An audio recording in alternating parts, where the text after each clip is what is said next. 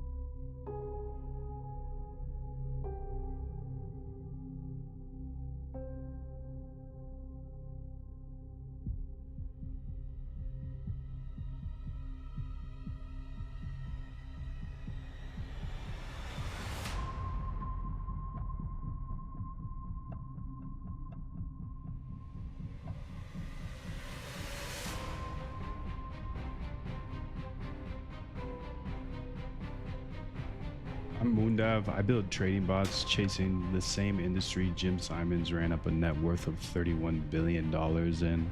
But I believe code is the great equalizer.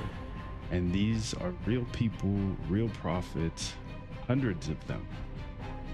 I'm not asking you to trust me, I'm asking you to trust them. Moondev.com/Discord. Message anyone, ask them, become friends.